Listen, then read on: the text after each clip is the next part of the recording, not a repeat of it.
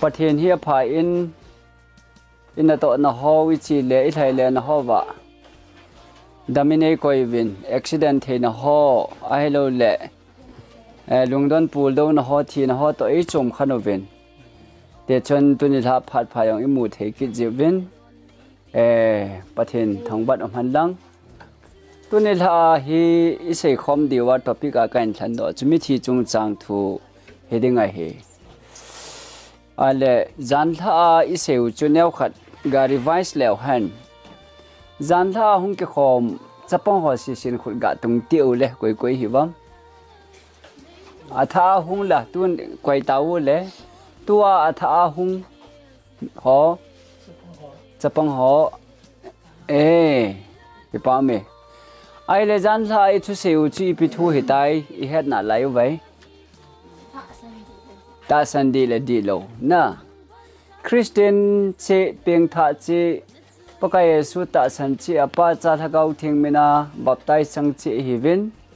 อาหินละเจดานอักบังปูนอิปิจิฮัมที่หอยนิสัยขโมวินตาสันดีจุอิปิฮิยาตาสันดีโลจุอิปิฮัมที่จุอินิสัยขโมเฮจิตาสันดีกิติจูเยซูคริสต์หูหิงปูแรงป่าเก็บปมาปกายทุเสไบเบิลดุงจุยจัดเก็บปมหอหินปีหอหิตาสันดีหิเอ็นเยซูคริสต์หูหิงปูกิสันนามาหันลังตาสันนามาจงเล่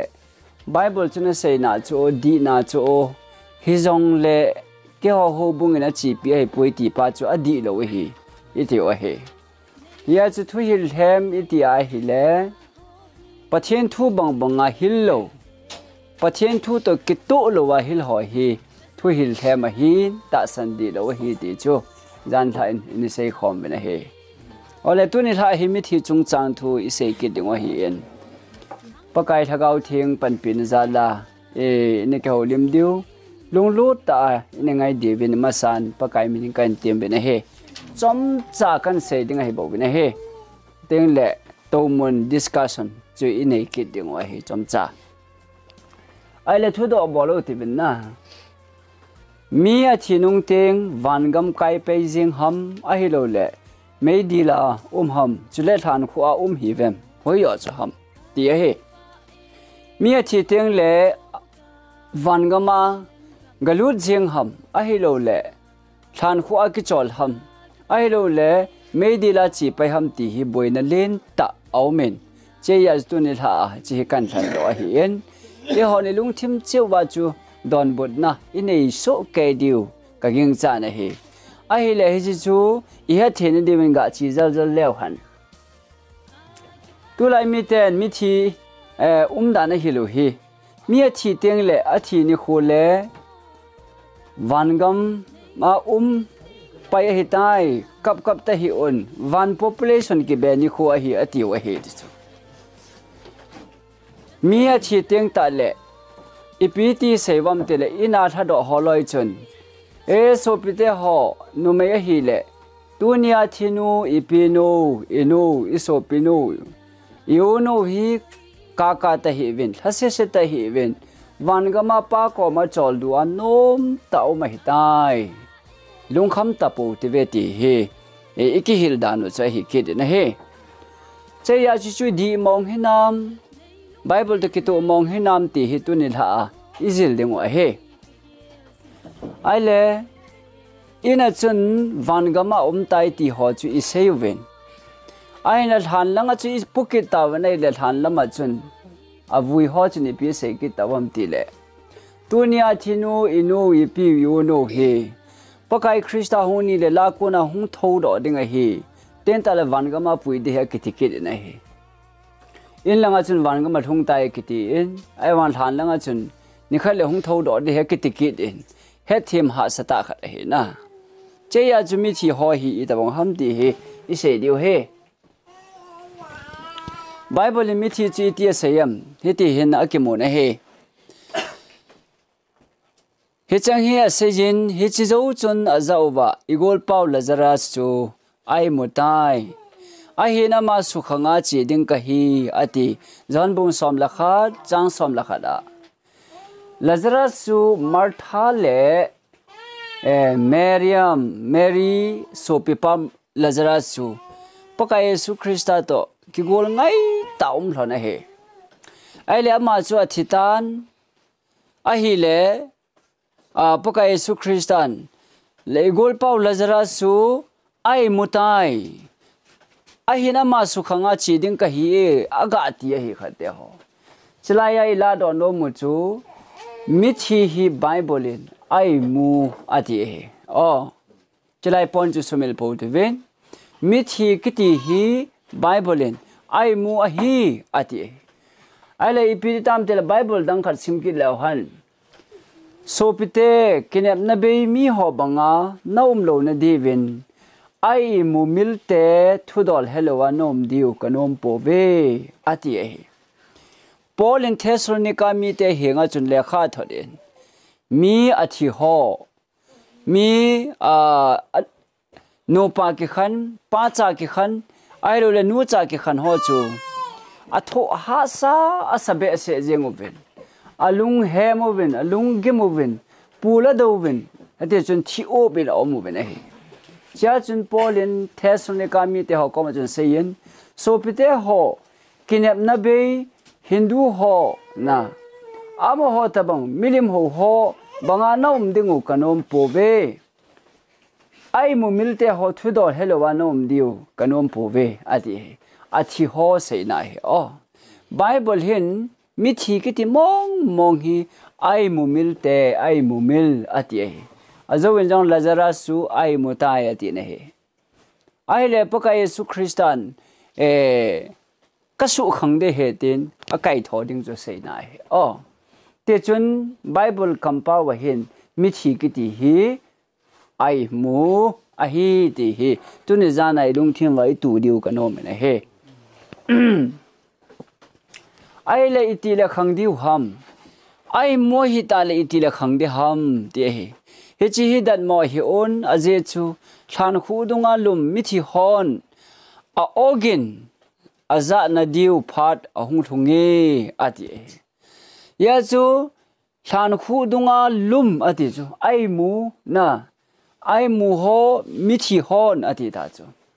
cho chun ogin aza na diu phat ahung thungi sum kon gin to vantil pi pu ogin to hung ni teng ta le thana hon o za ding o hi hung tho do ding o hi ati he jon bunga chang som ni le ge da Thessalonica thot khat na bungli chang som le gu ba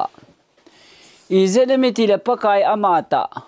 ogin to vantil pi pu ogin to chule pathen sum kon gin to ki thu a wana ko na hung kum thading chuteng le Krista zala thisa changsi thodo masadi wa hi ati azowa ati ho chu pakai Kristan sumkon vantil pipu ogin to sumkon gin to ki thoa ama o to huni teng ta le chun Krista mi peng tha ho Mithi sa ho chu hung thodo masadi hung thodo de hi ve ati hung thodo hi Bible akhang ati Bible ai mu ti hin te chu ai mu ho chu hung khang ding hung tho do ding wa hi iti la hung tho do ding pakai amata ogin to vantil pipu ogin to sula pathian sum kon gin to ki thu a van lai jo la hung teng ta le cho loi chu hung tho do ding hi ve Mithi ho ai mu mil te ho chu ati he chi he a kha ding phat hung tho do di phat chu second coming Krista hung ni na pakai Krista hu ni lebo khang panding tho panding a hi ti hi tu ni zana ilung thim vai ki tu diu ka dei na he teng le koi ma a chi ni le van gam kai zeng om po ti yong hi igel do diu ai mi a thi ni le mi peng tha hi zong le chuteng ta le mi chon se hi zong le thana ki vuya imumil ati ai mo hin mi peng tha ta na thi ho chu pakai Krista hu ni le bo akai thoa wana pui pan di bo he ha chu Mithi chu ai mu mil hi hoya mu ham than khu a mu hi ai le iti le hung tho ding ham Krista mi thiang puya hung ting le thâu diu a hi amen tiu te o amen dina sa na wa chi choi hi ole abanin David jong van ga malut hi lai je ka thi so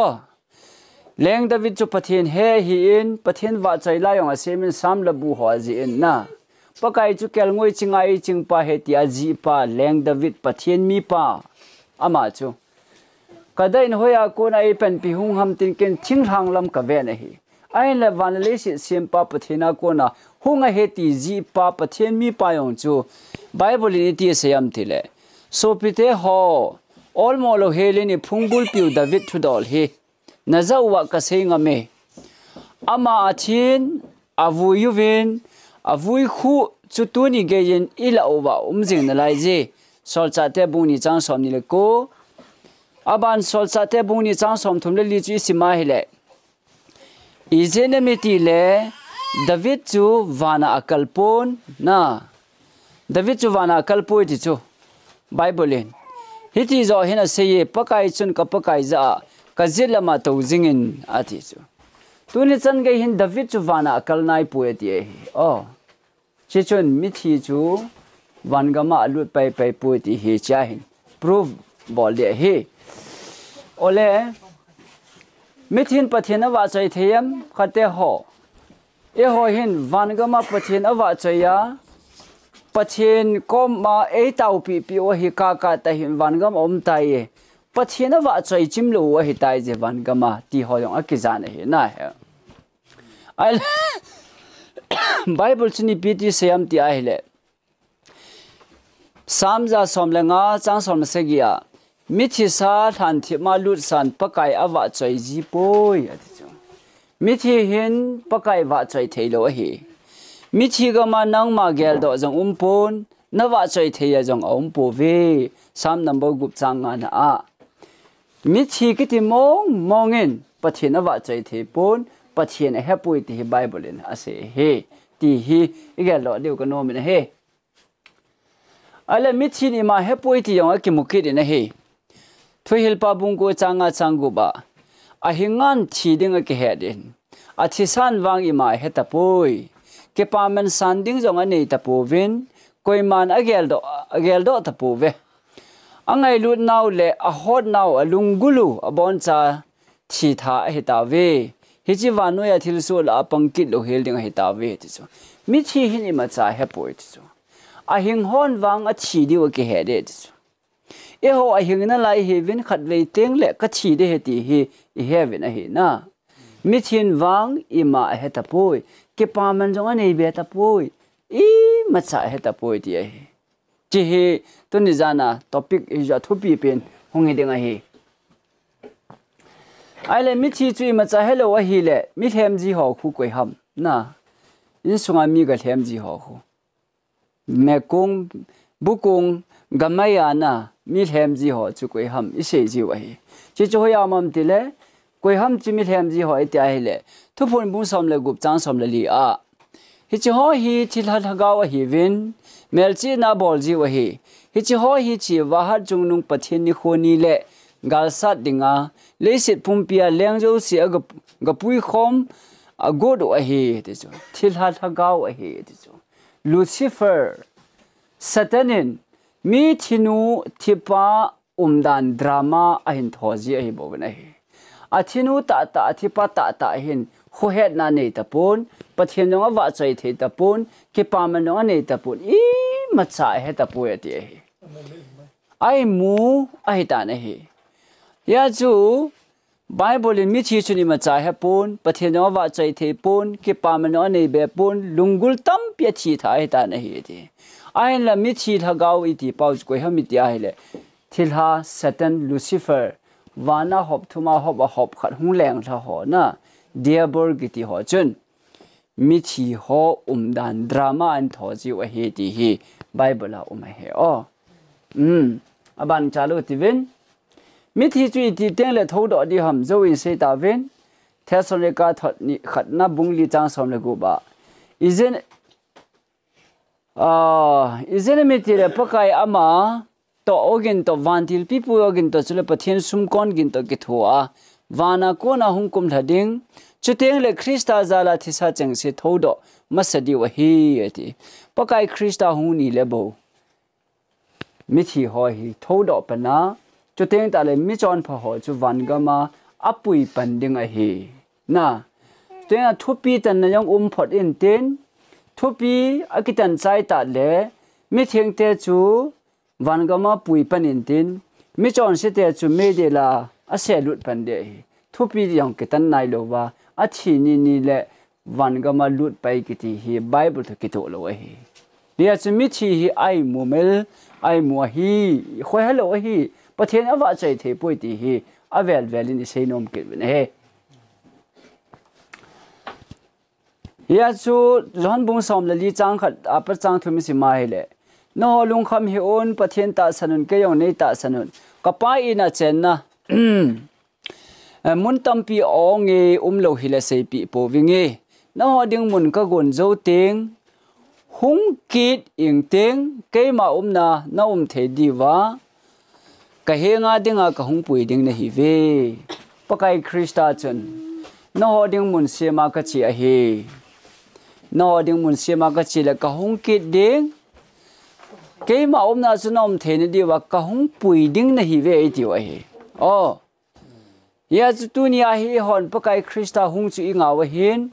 pakai Krista hung ni teng ta le mi theng ala ni ta le bo vangama ilu thei panding a he ya chu pakai Krista hung nai lo wa e ho ladinga hung nai lo wa thi ni le vangama lut pai thei cha hi le pakai hung jong ngai ta lo de da nai chu e mo changa chi thei di hi le na ya chu pakai Krista ni hung pui ki ding wa hi bo ve ti hi isei no mo cha hin ole pakai Krista hi hita banga chu Krista jo mi tam ta chon sit pu mang denga khat ve ki tu do a hitan ani ve na a na ani ve na a chon sit na be hela ama nga jing ho hu hing dinga hung kilang dinga hi pakai Krista hi ani ve na hung dinga hi tai ati a khat ve na chu hoi lai ham Bethlehem ma hung pen na chu na chi cho khat ve na hin to mi thiang la hung ding hi ani ve na he Hebrai bung ko chang som ni le get he chi chu ka number kana koi lo he ai le tu hin thu do khat ka hin dong no men pakai Krista chu hung ten ta le mi thiang te chu hung tho do ding hi tan na vangam lut dinga kai thoi ding hin vangam ma hi ithagau bo lut de ham ita saw yong lut de ham ti hi tunin kadong no me na hi ipi iti het wa thagau le ta sa ni nia lut de ham thagau bo lut de ham ai lo le ta sa yong lut de ham ti hi na ngai tu khau bam thagau bo lut in te ti a he la nga na ai le he nang la thagau bo na ole ke pa me hi chi vano ya ine her kharo cho hi in chom cha a bailam tai se no mu chi pi ham thi le I thagau bo lut de hi pun ita saw yong I thagau yong lut de ngai hi oh ayen chu I thagau bo hi van ga ma lut tale I ki het to lo diu I ki mai yeng diu khat a hi na ya chu bible in na samjang u khat yong mang lo de he ti chu na chu ten ta la thana hung tho do ding chu ko ham ga se mo ti be hi chang hia se ya ma hon a vet pet ta un la to wen om tan amit muwa konin mei thang khatin atol mangtai pakai Krista chu vana kal to win jong ama ta sange in vana kal to win ai na chuten le Eliza jong chu vana kal to chun I macha da hapun ata sapumin vana kal to win ai na chuten ta le Enok a hinga vana kal pa yong chu vana kila to yong chu ata sapumin vana akila to vina he ya chu I ho jong ita sapum wa ilhagau ita sao ani nia van gama lut ding hi je wa chu pathian in thien na hin khomangu vin ai ti wa hi na ta sao chu lhagau theng chen na in hi ye chu na su se war ka su mang ni na hi ve ai ti wa hi ya chu ita sat ta wa hi van gam lut dinga pathian in e ko wa hi